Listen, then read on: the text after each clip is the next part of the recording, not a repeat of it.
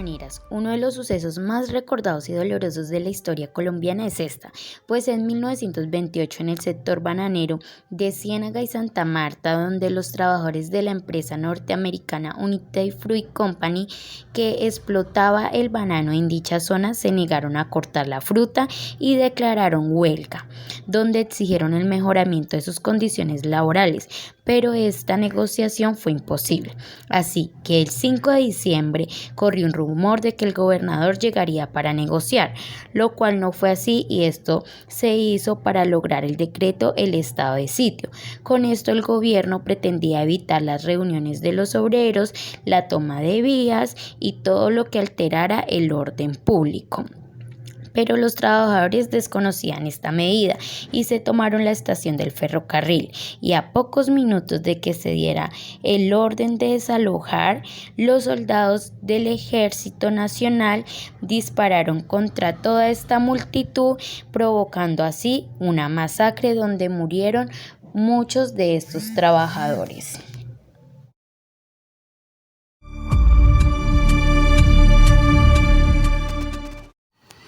El número de muertos fue estimado entre 50 y 1000, pero en la actualidad se cree que fueron más.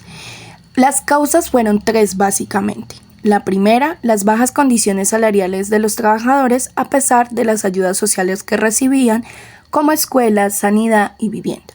La segunda, la infiltración de los sindicatos por parte de agentes anarquistas y comunistas. Estos se encargaron de levantar a la gran mayoría de obreros sindicalizados, amenazando a los que se oponían, que eran la mayoría. La tercera, la influencia de naciones extranjeras como Francia, que esperaban tener la concesión del ferrocarril para construir la vía hasta el interior y que la United Fruit controlaba bajo el contrato firmado con el gobierno.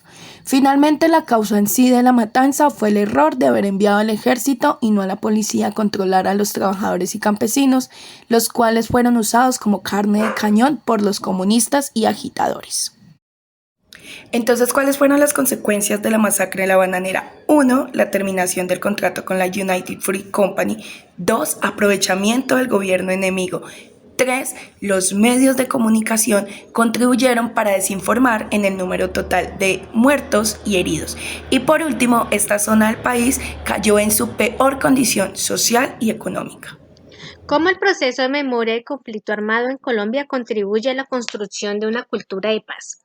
Colombia tiene un amplio abanico de sectores que han sido golpeados por el conflicto armado a lo largo de la historia, afectando a las comunidades indígenas, zonas rurales, comunidades negras, grupos étnicos y zonas urbanas. A raíz de ello aparece la memoria histórica, la cual aporta una dimensión fundamental en la transición hacia la paz, el reconocimiento por parte del Estado y la sociedad. Para ello, desde el Gobierno Nacional se creó la Ley de Víctimas, Ley 1448-2011, con el fin de proteger, asistir, atender y reparar integralmente a las víctimas del conflicto en el país.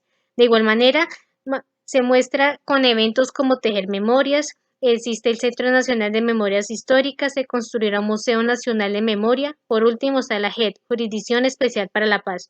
Como dato importante para la construcción de paz, fue en el año 2016, el presidente Juan Manuel Santos le otorgaron el Premio Nobel de Paz por sus esfuerzos por superar 5 décadas de guerra en el país. ¿Pero qué es memoria?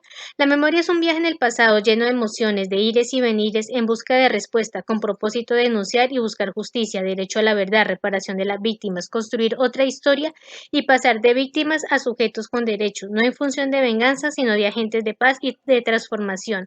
Memoria como denuncia para sanar sirve como recurso terapéutico para hacer duelo con respeto, con tributo homenajeando a los ausentes, brindando una conmemoración y una dignificación. La iniciativa de memoria histórica es construida para sensibilizar los efectos de la guerra en cada uno de los territorios. Para ello se trabaja en comunidad de manera unida a través del perdón y la reconciliación. Nosotros como sociedad debemos tener el arte de la escucha, de la empatía, hacer aquellas personas que han sido víctimas del conflicto armado. Esta es la transición hacia la superación definitiva del horror de la guerra y de las expresiones de violencia. De esta manera se contribuye a una construcción de una cultura de paz.